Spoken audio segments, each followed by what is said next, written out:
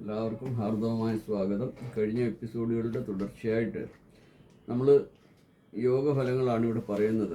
അപ്പോൾ ഈ എപ്പിസോഡിൽ ഞാൻ കേമദ്രുമ ഭംഗയോഗമാണ് പറയുന്നത്.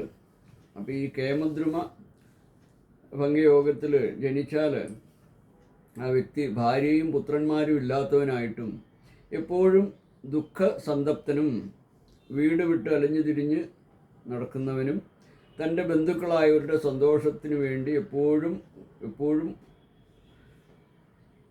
ഉദ്യമിച്ചുകൊണ്ടിരിക്കുന്നവനും വളരെ പറയുന്നവനും ദരിദ്രനും നീചനുമായിട്ടും നീചന്മാരുമായിട്ട് സുഹൃത്ത് ബന്ധവും എപ്പോഴും വലിയ ഭയശാലിയായിട്ടും എന്നാൽ ദീർഘായുസായും ഭവിക്കുമെന്നാണ് പറയുന്നത്. അപ്പോൾ ഇവിടെ ഈ യോഗത്തിൽ ചന്ദ്രൻ്റെ ഇരുപുറത്തും ഗ്രഹങ്ങളില്ലാതെ നിന്നാൽ കേമദ്രുമ ഭംഗയോഗമായിട്ടുണ്ട്. എന്നാൽ അപ്രകാരം നിൽക്കുന്ന ചന്ദ്രനെ എല്ലാ ഗ്രഹങ്ങളും നോക്കുന്നുവെങ്കിൽ അത് കേമദ്രുമ യോഗഭംഗമാകുന്നു. പ്രസ്തുത യോഗത്തിൽ ജനിക്കുന്നവർ കേമദ്രുമ യോഗത്തിന് പറഞ്ഞിട്ടുള്ള എല്ലാ ദുഷ്ഫലങ്ങൾക്കും വിപരീതമായ ഫലാനുഭവത്തോടു കൂടിയവരായിരിക്കും. രാജാവോ ചക്രവർത്തിയോ ആയിത്തീരുമെന്നും ശത്രുക്കളില്ലാത്തവനും ദീർഘായുസോടു കൂടിയവനുമായിരിക്കുമെന്നും പറയുന്നുണ്ട്.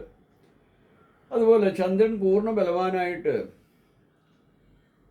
ശുഭരാശിയിലോ ശുഭന്മാരായ ബുധൻ, വ്യാഴം, ശുക്രൻ ഈ ഗ്രഹങ്ങളോട് ചേർന്നോ നിന്നാൽ കേമദ്രുമ യോഗ ഫലം കിട്ടുമെന്നാണ് പറയുന്നത്. അവർക്ക് പുത്രന്മാരോടും ധനസമ്പത്തോടു കൂടിയും ക്ഷേമത്തോടും പാവനമായ പ്രസിദ്ധിയോടും കൂടിയും ഇരിക്കുമെന്നാണ്. അതുപോലെ അവർക്ക് ജ്യോതിശാസ്ത്ര വിത്തുകളായ മഹർഷീശ്വരന്മാർ അരുളി ചെയ്തിരിക്കുന്ന ഇങ്ങനെയാണ്. അടുത്തത് വേസി വ്യാസി ഉഭയചരി യോഗങ്ങളാണ് ഇവിടെ പറയുന്നത്. ചന്ദ്രൻ ഒഴിച്ചുള്ള ഗ്രഹങ്ങളിൽ ഏതെങ്കിലും ഒരു ഗ്രഹം സൂര്യൻ്റെ 2-ൽ നിന്നാൽ വേസിയോഗവും 12-ൽ നിന്നാൽ വാസിയോഗവും സൂര്യൻ്റെ 2-ലും 12-ലുമായി നിന്നാൽ ഉഭയചരീയോഗവും പറയുന്നുണ്ട്.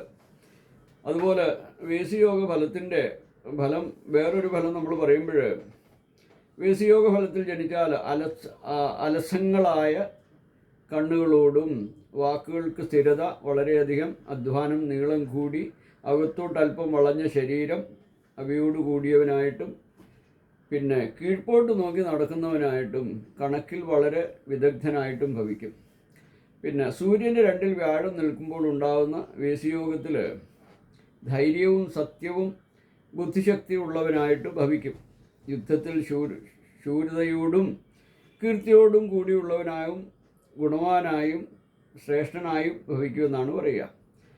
പിന്നെ ഉഭയചരീയോഗ ഫലമെന്ന് പറയുന്ന ഉഭയചരീയോഗത്തിൽ ജനിച്ചാൽ സുന്ദരനും സമദൃഷ്ടിയുള്ളവനും അധികം നീളമില്ലാത്തവനും അതിഹ്രസ്വമല്ലാത്ത മധ്യ ശരീരത്തോടു കൂടിയവനും നല്ല സ്ഥിതിയോടും കൂടിയവനുമായും നല്ല കായിക ബലമുള്ളവനാകും ഭംഗിയും മുഴുപ്പുമുള്ള കടുത്തോടു കൂടിയവനായിട്ടും ഭവിക്കുമെന്ന് പറയുന്നുണ്ട്. അതുപോലെ തന്നെ അവർക്ക് സൗഭാഗ്യം വളരെയധികം ഭൃത്യന്മാരോട് കൂടിയവരായിരിക്കും.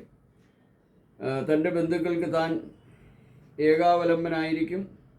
രജോചിതമായ ജീവിതചര്യകൾ, എപ്പോഴും നല്ല ഉത്സാഹം, എല്ലാ കാര്യങ്ങളിലും സന്തോഷം, ജീവിത സുഖഭോഗങ്ങളെല്ലാം തന്നെ കുറവ് കൂടാതെ അവർക്ക് അനുഭവിക്കാനുള്ള യോഗം വരും. ഇതെല്ലാം ഉഭയചരീയോഗ ഫലമാണ് പറയുന്നത്. പിന്നെ സിംഹാസന യോഗം എന്ന് പറയുന്ന യോഗമുണ്ട്. അത് ജനന സമയത്ത് എല്ലാ ഗ്രഹങ്ങളും 2, 6, 8, 12 ഈ ഭാവങ്ങളിലായിട്ട് നിന്നാൽ അതിന് സിംഹാസന യോഗമെന്നാണ് പേരാവുന്നു. അതിൽ പറയുന്നത് അങ്ങനെയാണ്. ഈ യോഗത്തിൽ ജനിക്കുന്നവന് രാജസിംഹാസന പ്രാപ്തി ഉണ്ടാകുമെന്നാണ് പറയുക. പിന്നെ ധ്വജയോഗവും ഫലവുമാണ് അടുത്തത്. പാപഗ്രഹങ്ങളെല്ലാം അഷ്ടമഭാവത്തിലും ശുഭഗ്രഹങ്ങൾ ലഗ്നഭാവത്തിലുമായിരുന്നാൽ ധ്വജയോഗമാണ്. ഇതിൽ ജനിക്കുന്ന മനുഷ്യൻ ജനങ്ങളുടെ നേതാവായി തീരുമെന്നാണ് പറയുന്നത്. അടുത്തത് ഹംസയോഗ ഫലമാണ്.